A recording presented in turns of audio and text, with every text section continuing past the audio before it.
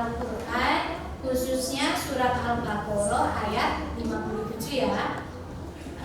Sebelumnya kemarin kita sudah belajar tentang hukum nun sukun dan tanwin. Ada yang masih ingat hukum nun sukun dan tanwin ada berapa? Marcella, coba si Marcella, ingat nggak? Kemarin kita belajar hukum nun sukun dan tanwin ada berapa?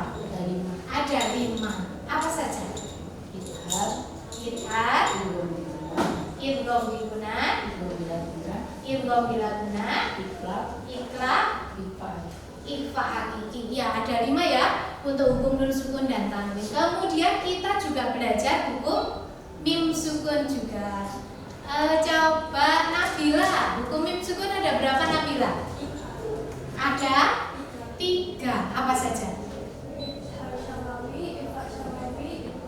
Iya, ada 3 ya. Idhar syafawi, ikhfa syafawi, sama idgham syafawi. Nah, hari ini kita praktekkan bacaan tajwid itu di surat Al-Baqarah ayat 57. Sekarang coba dibuka Al-Qur'annya. Silakan dibuka surat Al-Baqarah ayat 57. Sudah dibuka semuanya? Sudah. Oke, coba tirukan Bu Afi ya. A'udzu billahi minasy syaithanir rajim. A'udzu billahi minasy syaithanir rajim. Bismillahirrahmanirrahim. Bismillahirrahmanirrahim. Wa dhallalna 'alaikumul ghamama wa anzalna 'alaikumul manna wassalwa. Wa dhallalna 'alaikumul ghamama wa anzalna 'alaikumul manna wassalwa. Kulu min thayyibati ma razaqnakum. Kulu min thayyibati ma razaqnakum. Wa ma zalamuna walakin kanu anfusahum yadhlimun. Wa ma zalamuna walakin kanu anfusahum yadhlimun. Ya, dari surat Al-Baqarah ayat 57 tadi ada beberapa bacaan tajwidnya ya. Coba wa dhallalna Aurel, wa dhallalna. Nah, dinamakan bacaan apa, Ren? Mat tabi'i sebab fathah diikuti alif. Oke. Alaikumul go bacaan apa, Bud? Idhar qamari. Sebabnya apa? Al-ta'rif bertemu poin. Oke. Wa anzalna Najwa. Bacaan apa itu? Ikhfa hakiki. Sebabnya iya, nun sukun bertemu za. Wassalwa. Di situ ada waqaf qola. Qola itu namanya waqaf apa? Coba Nabila. Al-waqfu aula. Artinya apa, Bir? Menunjukkan lebih baik waqaf atau berhenti. Jadi setiap ketemu waqaf qola itu tadi harus dihentikan ya, karena lebih baik berhenti, lebih baik waqaf. Oke, selanjutnya wa ma zalamuna walakin kanu anfusahum yadhlimun. Nu'a Marel. Maja ismun fasil. Sebabnya apa, Ren? Mat bertemu hamzah yang berbentuk alif di lain kalimat. Iya, mat bertemu hamzah yang berbentuk alif di lain kalimat. Oke, anfusahum yadhlimun. Hum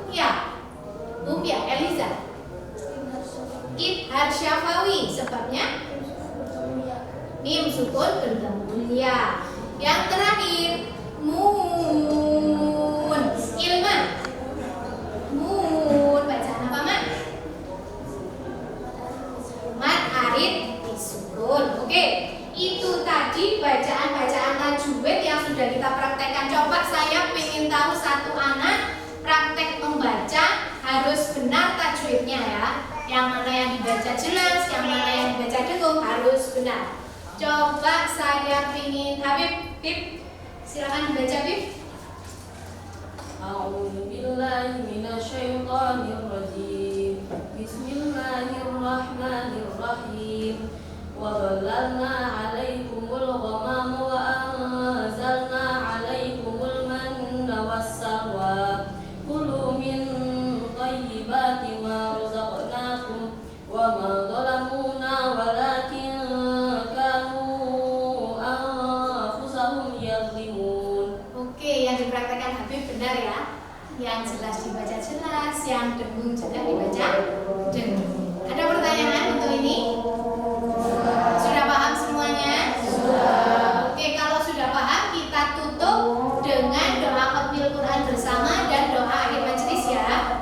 Ya, sama-sama yuk. Shadaqallahul adzim. Allahumma arhamna bil Quran waj'alhu lana imaman wa nuran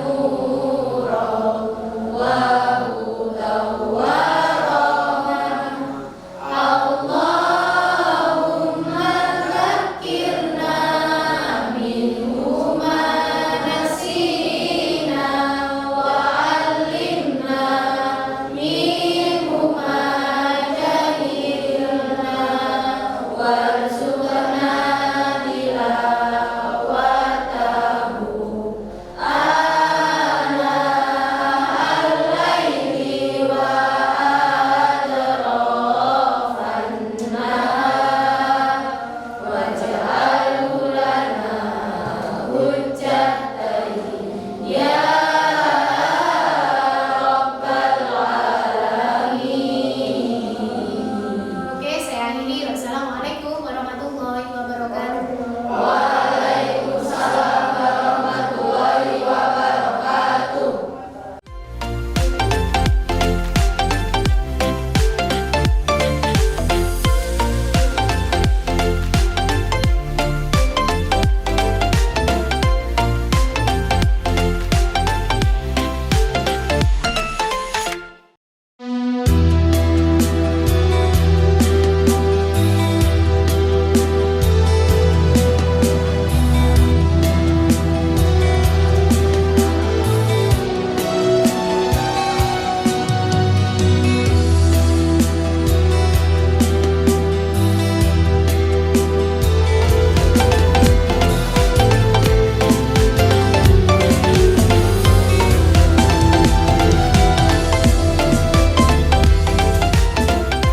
Assalamualaikum warahmatullahi wabarakatuh. Saya Afiati, pengajar TPQ di SMP Ma'arif Kota Batu. Untuk SMP Ma'arif itu ada salah satu TPQ yaitu namanya adalah Mahfud Amin. Dalam TPQ ini digunakan metode dari sekolah kami yaitu namanya adalah metode SMP Ma'arif dan merupakan gabungan dari berbagai metode. Jadi di sini ada metode tilawati, yambu'a, umi, kemudian ikro, itu jadi satu dan kita olah karena siswa-siswi kita itu berasal dari daerah yang menggunakan metode yang berbeda-beda. Jadi di sini kami tampung semua metode tersebut dan kita gunakan metode SMP Ma'arif. Begitu. Tujuan dari TPQ ini agar anak-anak bisa lancar belajar mengajinya, bisa membaca Al-Quran di rumah, dipraktekkan, kemudian juga bisa terjun di masyarakat, dan tentunya yang tak kalah penting adalah akhlaknya yang bersama sesuai dengan Al-Quran. Begitu. Untuk sistem pembelajarannya itu kami gunakan setiap hari Selasa, Rabu, dan Kamis setiap jam 6:30 sampai jam 7:30. Jadi hari Selasa, Rabu, dan Kamis kita mengadakan TPQ dan TPQ itu disesuaikan dengan kemampuan anak-anak. Jadi kalau anak-anak kemampuannya dijilid, kita masukkan dijilid. Kalau kemampuannya sudah di Al-Quran, kita masukkan di Al-Quran. Bahkan sudah ada program yang sudah lulus Al-Quran, yaitu program tahfidz. Ini ada di Madin, Madrasah Diniyah, diberikan ilmu-ilmu yang berhubungan dengan Madin ya. Jadi ada kitab-kitabnya juga. TPQ ini kewajiban semua siswa untuk memenuhi syaratan lulus atau gimana, Bu? Iya, untuk TPQ ini wajib dilaksanakan oleh semua siswa SMP Ma'arif, baik yang belum bisa membaca Al-Quran maupun yang sudah bisa. Karena kita ada program lanjutan juga bagi yang sudah membaca Al-Quran. Begitu.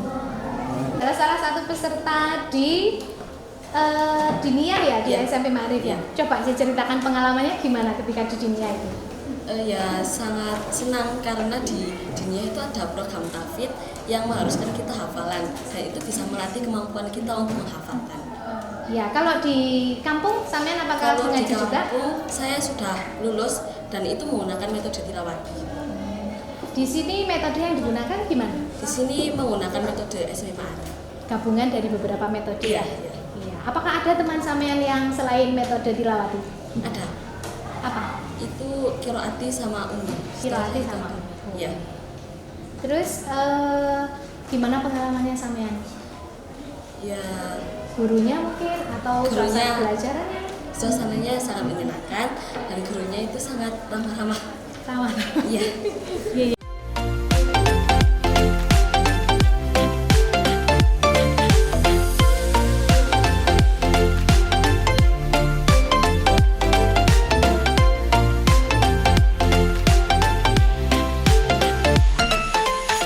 Assalamualaikum warahmatullahi wabarakatuh.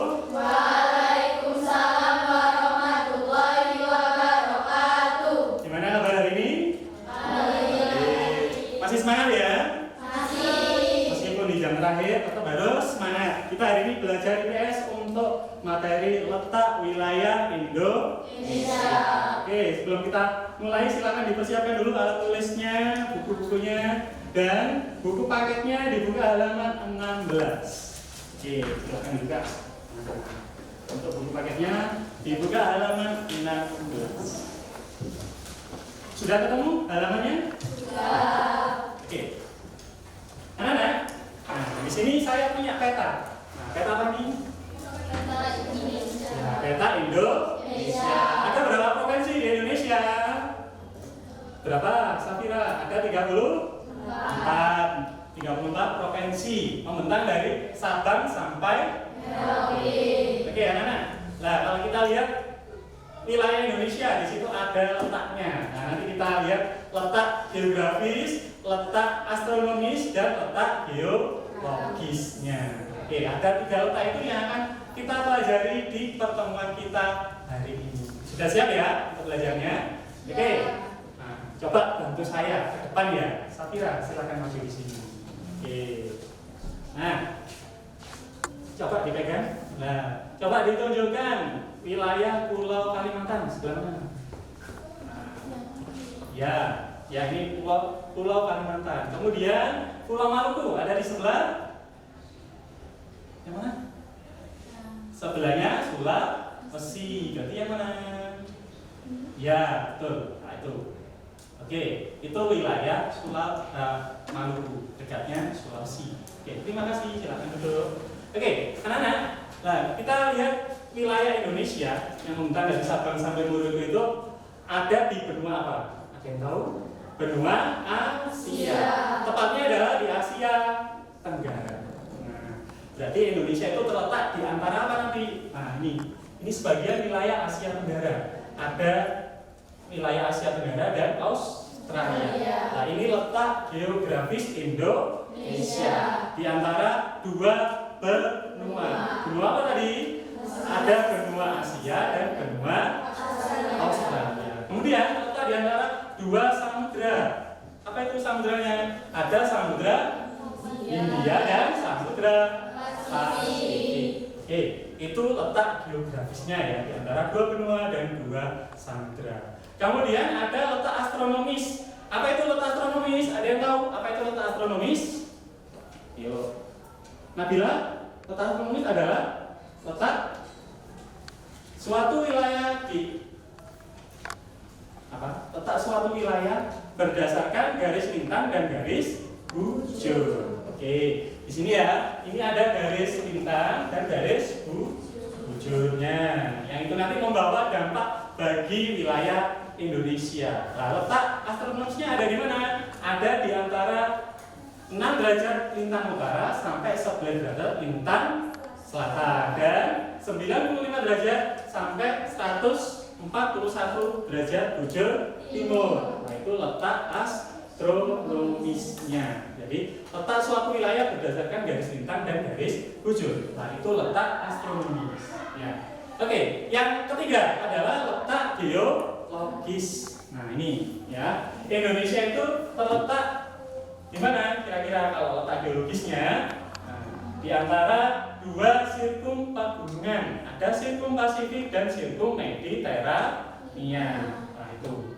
Yang ini berada di bawah lapisan tanah Indonesia yang selalu bergerak tiap hari.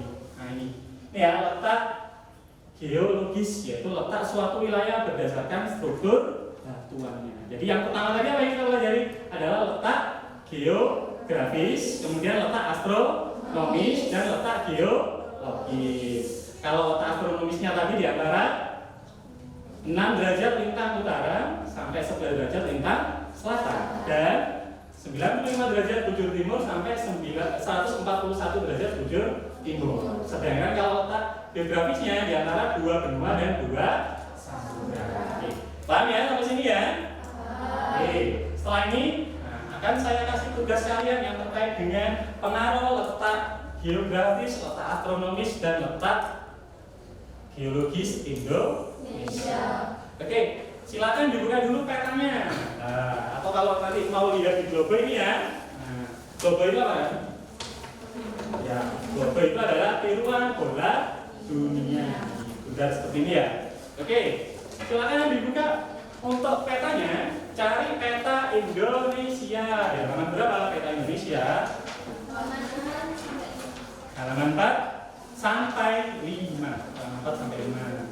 Sudah ketemu? Ada? Oke, sekarang saya bagi ada kertas. Nah, nanti pertanyaannya dan jawabannya ditulis di sini ya. Nah, nanti berkelompok satu bangku. Oke. Saya bagi dulu. Disiapkan alat tulisnya.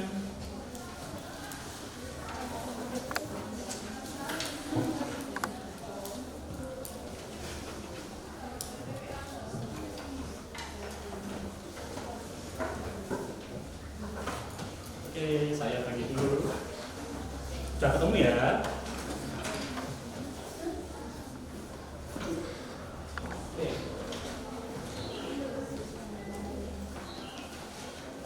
Nah, pertanyaannya, perhatikan ya. Nah, nanti kalian tulis di sana pertanyaannya yang pertama. Diskusikan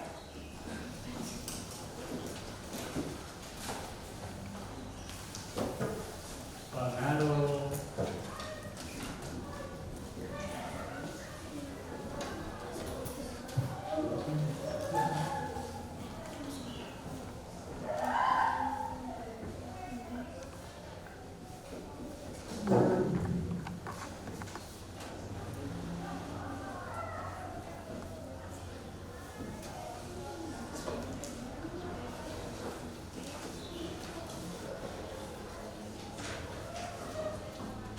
ya. Nah, nanti kalian diskusikan bersama teman kalian, cari jawabannya nanti di buku halaman 16 sampai 18 dan di peta halaman 3 sampai 4. Tentang ini pengaruh letak luas Indonesia. Yang pertama adalah letak geografisnya. Di antara apa tadi? Letak geografis Indonesia di antara 2 benua dan 2 samudra. Pengaruhnya apa nanti bagi Indonesia? Silakan dicari ya nanti ya. Nih. Kemudian letak astronomisnya. Letak astronomisnya tadi di mana? Nah, di antara 6 derajat lintang utara sampai 11 derajat lintang selatan dan 95 derajat bujur timur sampai 141 derajat bujur timur. Nah, kalian cari bagaimana pengaruh dari kedua letak ini. Ya, yang letak geografis dari segi ekonomi dan segi budayanya Sedangkan letak astronomisnya dari segi cuaca, iklim, dan pembagian waktunya. Paham ya? Tugasnya. Oke, silakan dikerjakan. Waktunya 15 menit. Silakan ditulis di situ letak geografis, letak astronomisnya, ya.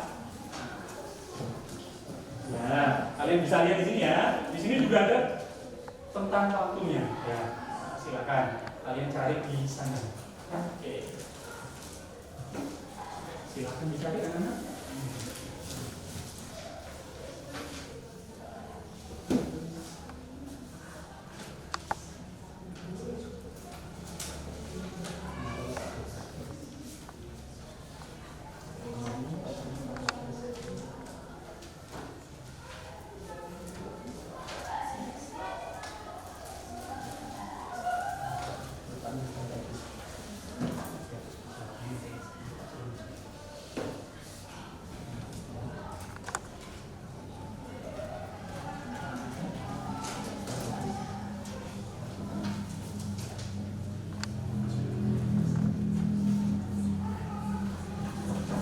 Silakan ditulis itu ya. Oke, silakan tulis.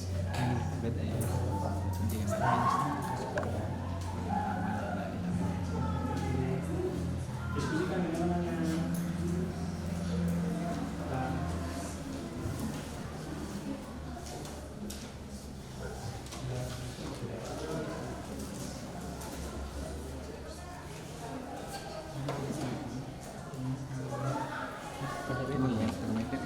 Jadi gambar ini apa ya? Ada situ sekadar sampai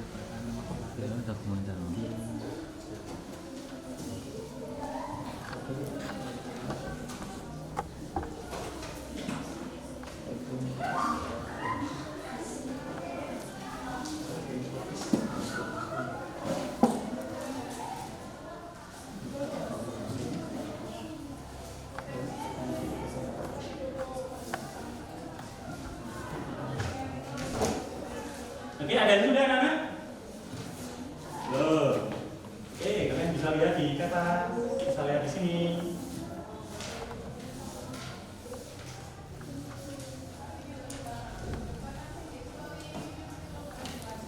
Akan dicari jawabannya.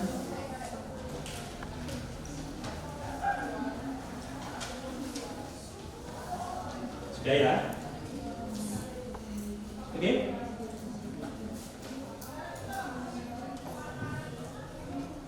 Ya, sudah?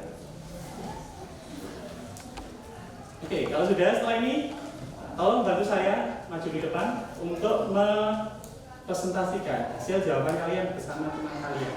Ya, apa yang kalian peroleh dari situ tentang pengaruh letak geografis dan letak astronomis Indonesia.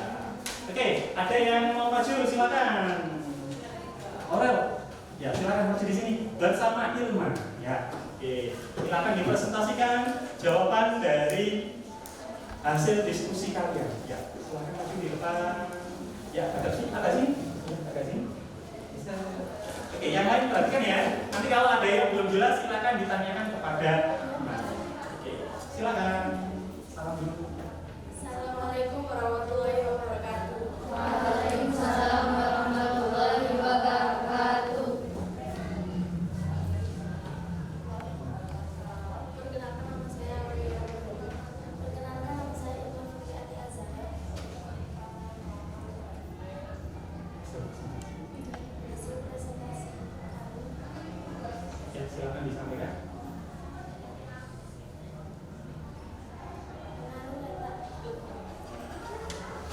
pengaruh letak geografi. Letaknya strategis. Ya, letaknya strategis dan masuknya budaya asing di Indonesia. Betul ya jawabannya ya? Jadi pengaruh dari letak geografis Indonesia yang pertama adalah letaknya strategis. Di antara apa tadi? 2 benua dan 2 samudra. Sehingga memudahkan budaya asing untuk masuk di Indonesia. Oke, jadi betul ya jawabannya ya? Oke, tepuk tangan untuk Aurel dan Ilman. Oke, untuk pertanyaan yang kedua, diskusi yang kedua, yuk siapa yang mau maju? Oke, Ines silakan maju. Ines sama Nabila silakan maju di sini. Ya, ya. Oke. Silakan maju di depan, dipresentasikan hasil diskusinya. Ya, tentang dampak letak astronomis Indonesia. Oke, silakan agak maju. Ya, salam dulu, silakan perkenalkan diri kalian. Assalamualaikum warahmatullahi wabarakatuh. Waalaikumsalam warahmatullahi wabarakatuh. Perkenalkan, nama saya Nabila Ferizia. Perkenalkan, nama saya Ines Sinodana Pelita. Kami akan mempresentasikan hasil kerja pengaruh letak astronomi. 1. Beriklim tropis dengan 2 musim. 2. Memiliki 3 daerah waktu yang berbeda. Oke, gimana jawabannya? Betul ya? Jadi pengaruh letak astronomis Indonesia yang pertama adalah Indonesia memiliki iklim tropis dengan 2 musim, yaitu apa? Musim penghujan dan musim kemarau yang masing-masing berjalan 6 bulan sekali. Kemudian yang kedua, pengaruhnya adalah Indonesia dibagi menjadi 3 daerah waktu. Apa saja? Yang pertama adalah WIB, waktu Indonesia bagian barat, kemudian WITA, yaitu waktu Indonesia tengah, dan WIT, waktu Indonesia timur. Nah, itu pengaruh dari letak astronomis Indonesia. Jelas ya? Untuk jawaban dari kelompoknya Ines dan Nabila. Ada yang mau ditanyakan? Tidak ada? Oke, tepuk tangan untuk Ines dan Nabila. Oke, nah, itu tadi tentang dampak dari adanya letak geografis dan letak astronomis Indonesia. Dan yang ketiga, tadi belum sempat kita tayangkan ya. Yang ketiga adalah dampak letak geologis Indonesia, yaitu Indonesia kaya akan barang tambang dan mineral. Ya, kalau kalian lihat di peta, di situ ada gambar warna-warni menunjukkan lokasi sumber barang tambang yang ada di Indonesia. Nah, kemudian selain kaya akan barang tambang, ini salah satu dampak negatifnya adalah Indonesia rawan dengan bencana alam. Nah, itu. Nah, ini pelajaran kita pada pertemuan kali ini tentang letak luas Indonesia. Baik itu letak geografis, letak astronomis, dan letak geologis Indonesia, serta pengaruhnya bagi negara kita Indonesia. Jadi apa yang bisa kita ambil pada siang hari ini pelajarannya adalah Indonesia letaknya strategis di antara 2 benua dan 2 samudra. Kemudian Indonesia memiliki iklim tropis dengan 2 musim, yaitu musim penghujan dan musim kemarau. Serta Indonesia memiliki 3 daerah waktu. Ya, ada waktu Indonesia bagian barat, Indonesia bagian tengah, dan waktu Indonesia bagian timur. Oke, gimana anak pembelajaran pada hari ini? Menyenangkan ya? Ya. Sudah paham ya tentang materi kita pada siang hari ini. Tetap semangat belajar. Untuk pertemuan yang akan datang kita akan pelajari pengaruh letak astronomis geografi Indonesia terhadap budaya Indonesia. Ya, tetap semangat belajarnya. Nah, nanti jangan lupa belajar di rumah. Semoga pelajaran hari ini bisa membawa manfaat buat kita semua. Assalamualaikum warahmatullahi wabarakatuh. Waalaikumsalam warahmatullahi wabarakatuh.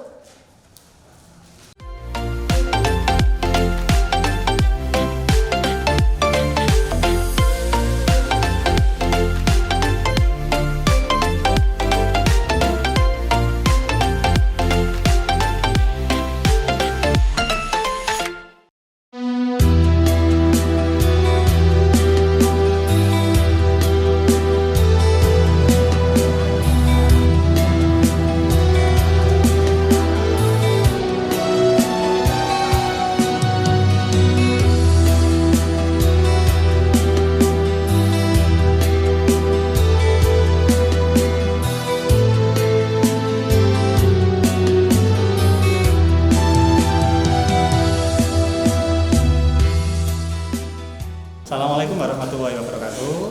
Kenalkan, nama saya Awang Prasetya Utama, pengajar IPS dari SMP Ma'arif Kota Batu.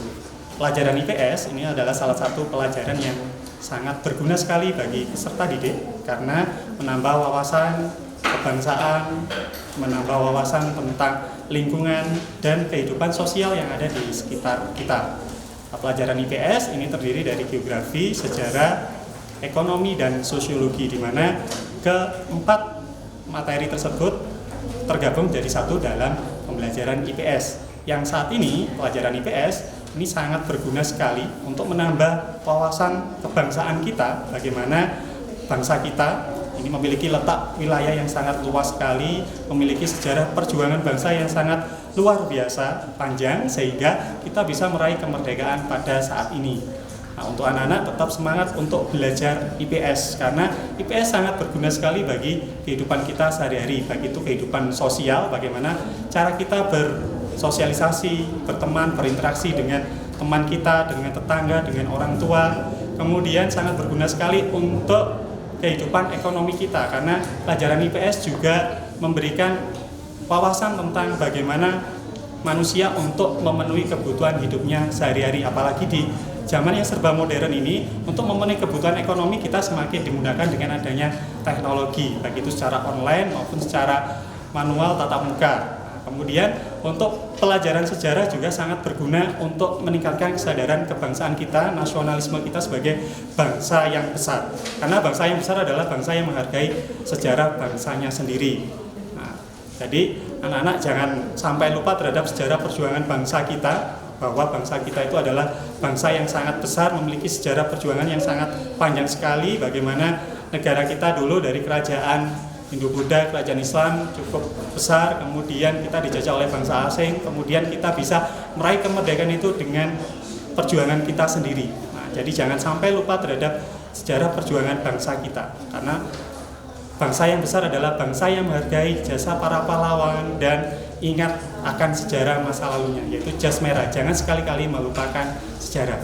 Dan kemudian untuk pelajaran geografinya, kalian harus tetap semangat untuk belajar tentang wilayah Indonesia, karena wilayah kita membentang luas dari Sabang sampai Merauke, dari Pulau Merah sampai Pulau Rote, dengan berbagai macam kebudayaan yang ada di seluruh Indonesia. Kita harus bangga dan menunjukkan bahwa jati diri bangsa Indonesia berasal dari budaya daerah yang kemudian menjadi budaya nasional bangsa Indonesia.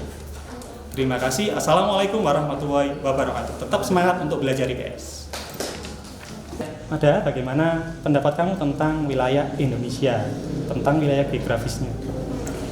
Indonesia memiliki luas wilayah dari Sabang sampai Merauke. Ya, kemudian pengaruh peta astronomisnya bagi Indonesia apa? Memiliki dua iklim, yaitu musim penghujan dan musim kemarau. Memiliki dua musim, ya betul. Kemudian dari segi budaya, maksudnya?